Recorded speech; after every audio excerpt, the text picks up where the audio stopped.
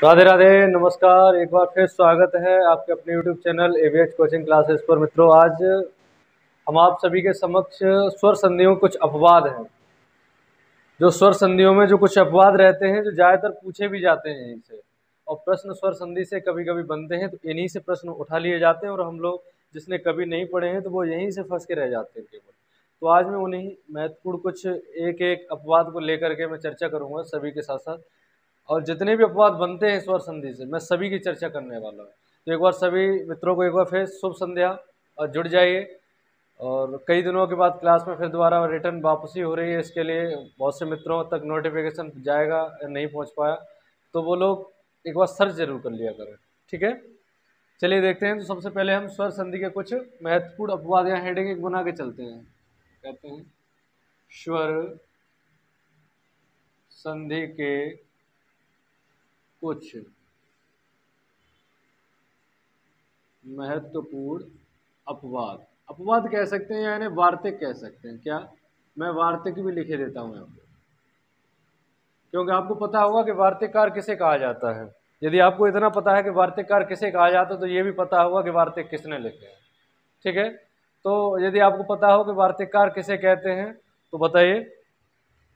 वार्तिककार कहते हैं कात्यायन महोदय को। किसको? कात्यायन जी को वार्तिककार कहा जाता है। उन्हीं ने कुछ स्वर संधि के कुछ महत्वपूर्ण जो शब्द थे, जिनका प्रचलन मतलब जिनकी आवश्यकता पड़ी कुछ शब्दों को बनाने की, तो उन्होंने वार्तिक लिखे वहाँ पर।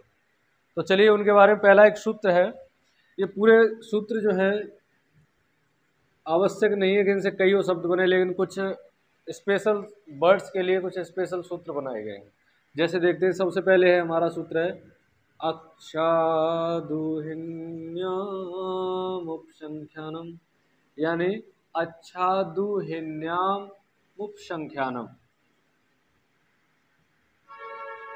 ठीक है, यानी अच्छादुहिन्याम उपसंख्यानम, ये वार्तिक कहता है यानी अक्ष शब्द के बाद ओहिनी शब्द आ जाए तो वहां पर एक वृद्धि संज्ञक वर्ण औ आदेश हो जाता है। ये लिख लीजिए इसको नहीं पहले।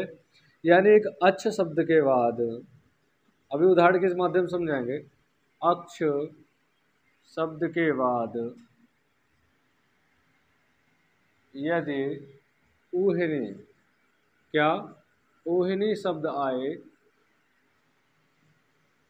आए तो पूर्व और पर, पूर्व और पर का मतलब समझ रहे हैं, यानी पहले वाले वर्ड और पर वर्ड में जो जहां पे संधि होती है वहां पूर्व और पर दोनों, यानी अक्ष और ऊहनी में अक्ष में आ रहेगा, ऊहनी में ऊ रहेगा, तो आ प्लस ऊ कर सकते हैं यहाँ जानकारी के लिए। दोनों पूर्व और पर दोनों स्थान पर, दोनों के स्थान पर, दोनों के स्थान पर दीर्घ वो वृद्धि संज्ञक वर्ड, कौन सा? वृद्धि संज्ञक वर्ड औ आदेश हो जाता है। ठीक है ना? वृद्धि संज्ञक वर्ड होते कौन कौन से ये बताया हुआ पहले। वृद्धि संज्ञा जहाँ पढ़ाई है वहाँ आप देख सकते हैं कि वृद्धि संज्ञक वर्डों की संख्या 3 होती है, जो आ, आई और औ होते हैं। तो यहाँ मैंने लिया है औ को। तो क्या कहा है कि यानी पूर्व और पर वर्ड जहाँ पर आ और ऊ मिलेंगे वहाँ पर वैसे तो गुण संधि बन रही है, यानी गुण संज्ञक बनेंगे। कैसे? अभी इसको पूरा करते हैं। आदेश हो जाता है, आदेश हो जाता है। ठीक है, यानी अक्ष, अक्ष माने होता है केंद्र बिंदु, यानी इसके जब समक्ष इस अच शब्द आ जाए, इसके बाद ऊहिनी शब्द आए, तो यहाँ पर आ और ऊ के स्थान पर, ये नोट कर लीजिए। उदाहरण के माध्यम से हम समझते हैं। चलिए उदाहरण इधर देख लेते हैं। ठीक है, हाँ यहाँ यानी अक्ष, यहाँ अक्ष है प्लस इधर क्या है, हमने कहा ऊहिनी, यानी अच शब्द के बाद क्या आ जाए? ऊहिनी आ जाए। तो अक्ष में जब छ हलंत करेंगे तो आ आपका शेष बचेगा, और इधर क्या है? ऊहिनी। तो आ और ऊ मिल करके वैसे तो आपके गुण संधि होती है, गुण संज्ञक वर्ड बन जाते हैं। आ और ऊ मिलके ओ क्या बनता है? ओ बनता है। चलिए मैं पूरा ये मिटा के आपको दोबारा उदाहरण बनाता हूँ, शायद नीचे नहीं दिख रहा होगा। ठीक है, ये नोट करते रहिए, स्क्रीनशॉट ले लेना। ठीक है, ये बहुत ही महत्वपूर्ण संधि बनती है यहाँ से। और ये आया हुआ है आपके सुपर टेट 2018 वाले में, शायद ये पूछा गया था एक अपवाद। देखिए अक्षधन ऊहिनी। ठीक है, मैंने कहा अक्ष में से आ जब हलंत आ निकालेंगे तो छा हलंत बच जाएगा, ठीक है। और इधर क्या है, ऊहिनी। तो अक्ष के बाद जब ऊहिनी शब्द आए तो आ और ऊ के स्थान पर हमारा वैसे देखा जाए तो गुण संधि होती है, यहाँ पे आ और ऊ मिलकर ओ आदेश होता है। लेकिन ये वार्तिक कहता है अक्ष शब्द के बाद यदि ऊहिनी, ऊहिन्याम उपसंख्या यानी ऊहिनी यानी संख्या का बोध कराए तो वहां पर क्या होगा, वृद्धि संख्यक वर्ड आदेश होगा। वो कौन सा होगा, औ होगा, मैंने लिखाया था। तो यहाँ पर ऊ ना होकर के क्या आदेश होगा, ओ हो जाएगा, ठीक है। तो क्या बन जाएगा, वैसे देखा जाए तो बनेगा अक्षौहिणी। देखना अभी ये सही नहीं है, लेकिन अक्षौहिणी, लेकिन अक्षौहिणी कोई शब्द नहीं होता, ये ध्यान रखना। अक्षौहिणी पहले ऑप्शन में रहेगा भी आपके लिए, लेकिन आपको ये अक्षौहिणी ना लगा करके यहाँ पर लगाना है आपको अक्षौहिणी, क्योंकि आपको पता है कि हम लोग लौकिक संस्कृत पढ़ रहे हैं और लौकिक भाषा में और लौकिक जीवन में अक्षौहिणी शब्द का प्रयोग हुआ है, ना कि अक्षौहिणी, ठीक है। और अक्षौहिणी शब्द आप लोग जानते होंगे कि ये महाभारत काल में इसका प्रयोग हुआ था। महाभारत के समय पे जो सेनाएं थी हुआ करती थी, वो अक्षौहिणी में इनकी संख्या को आकलन किया जाता था। जैसे आप सभी को पता होगा कि महाभारत में कितनी अक्षौहिणी सेना थी, बताइए कितनी सेना थी, नहीं पता? तो महाभारत काल में 18 अक्षौहिणी सेना थी। कितनी, 18 अक्षौहिणी सेना थी। अच्छा, 18 अक्षौहिणी सेना थी तो आपने ये तो सुनते चले आ रहे हैं, तो कौरवों की सेना कितनी थी और पांडवों की सेना कितनी थी, पता है आपको?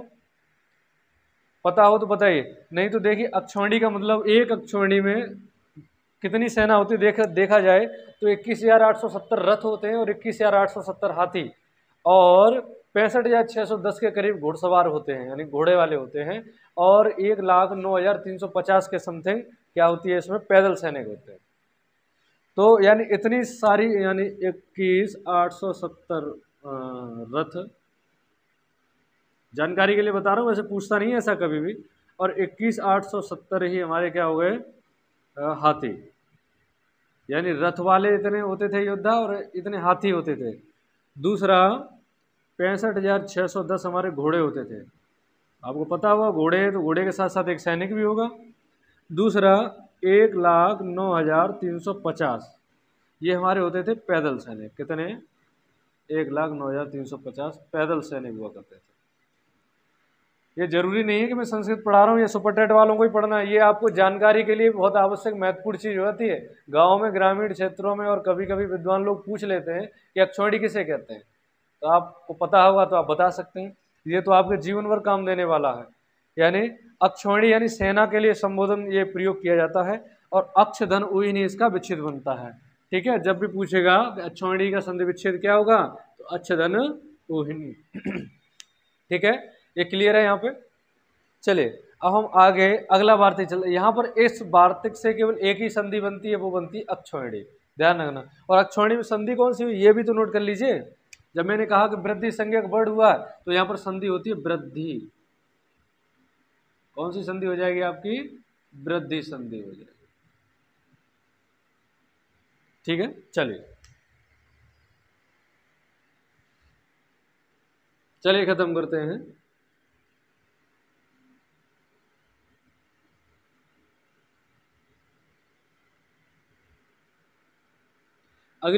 अगला एक और वार्तिक हम ले लेते हैं।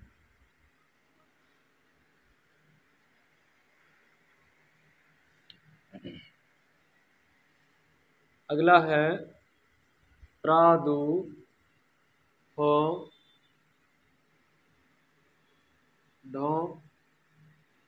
ढे, प्रादुर्भव ढे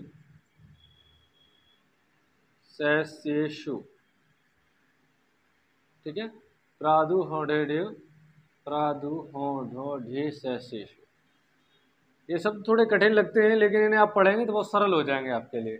क्या है, पढ़ के देखिए क्या है ये, प्रादुर्भव सैस्येषु वार्तिक, यानी सभी वार्तिक ही चल रहे हैं, अपवाद चल रहे हैं। तो यानी प्रादुर्भव सैस्येषु क्या कहता है कि प्रापसर्ग के बाद, प्रापसर्ग के बाद उह आ जाए, ऊढ़ आ जाए, यानी उह आ जाए, ऊढ़ आ जाए, ऊढ़ी आ जाए, ऐसे आ जाए या एस आ जाए, ठीक है।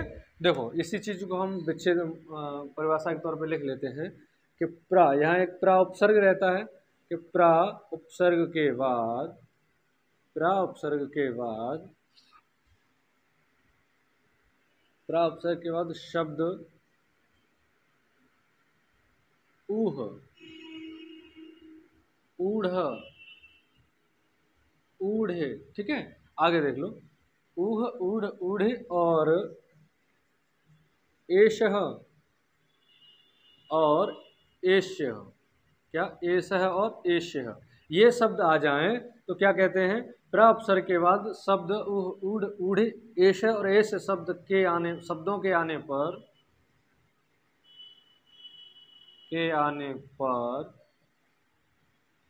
पूर्व और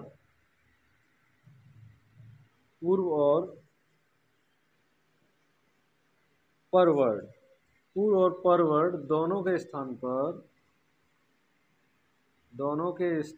पर वृद्धि संज्ञक वर्ण आदेशित हो जाते हैं। ठीक है, वृद्धि संज्ञक वर्ण क्या हो जाते हैं? आदेशित हो जाते हैं। चलिए, अच्छा इसी को हम समझ लेते हैं, ये नोट कर लीजिए। यानी प्रापसर के बाद ये 4-5 शब्द जो भी हैं ये भी आ जाएं तो इनके पूर्व और पर दोनों वर्णों के स्थान पर क्या होगा? वृद्धि संज्ञक वर्ण आदेश हो जाएगा। ठीक है, तो इसे नोट हो गया होगा। अब मैं इसको उदाहरण के माध्यम से समझाता हूँ। अच्छा, वृद्धि संज्ञक वर्ण हो रहा है तो समझ में ये तो क्लियर हो गया होगा कि जब वृद्धि संज्ञक वर्ण आएंगे तो संधि वृद्धि बनेगी। कौन संधि बनेगी? वृद्धि संधि बनेगी। तो अब यहाँ पर हम देखते हैं उदाहरण के माध्यम से। देखो, नोट कर लेना, वीडियो को रोक करके आप नोट करते रहना। ठीक है, मैंने कहा प्रापसर्ग के बाद, अब मैं इन्हीं एक एक को लेकर के रखता हूँ। यानी प्रापसर्ग के बाद क्या आ जाए? ऊह आ जाए। क्या आ जाए? ऊह। तो यहाँ देखिए, जब प्रा में हलंत करेंगे तो क्या निकलेगा? आ निकलेगा। और इधर क्या है? ऊह। ठीक है, तो आ और ऊ मिल गया, आपको पता है क्या बनता है? ओ बन जाता है। लेकिन उन्होंने क्या कह दिया कि गुण संज्ञक वर्ण ही आदेश होंगे, वो वृद्धि संज्ञक वर्ण ही आदेश होगा। वृद्धि संज्ञक में ओ आता नहीं, औ आता है। क्या आता है? औ आता है। तो यहाँ पर क्या आदेश होगा? औ आदेश हो जाएगा। क्या बन जाएगा? प्रौह। ठीक है, प्रौह आदेश हो जाता है। और प्रौह का क्या मतलब होता है? उत्तम अर्थ करने वाला। ठीक है ना, उत्तम अर्थ करने वाला या उत्तम वर्ण देने वाला, ऐसा समझ लीजिए। तो प्रधन ऊह मिलकर के क्या हो जाएगा? प्रव हो जाएगा। इसी प्रकार और भी उदाहरण जो बाकी के बचे हैं, जब प्रापसर्ग के बाद जब हम क्या लगाएंगे? ऊढ़ लगाएंगे। क्या? ऊढ़। तो क्या बनेगा?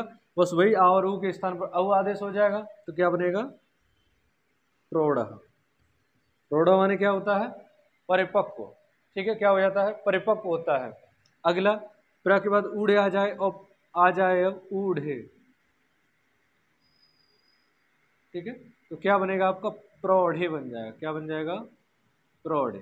ठीक है, प्रौढ़ी का मतलब ये इसी का जो है भाववाचक बन जाता है। यानी प्रौढ़ी का मतलब होता है परिपक्वता। इसका मतलब परिपक्व, इसका मतलब परिपक्वता। अगला देखिए, एश और एस से और बचा, इन्हें भी करिए लो।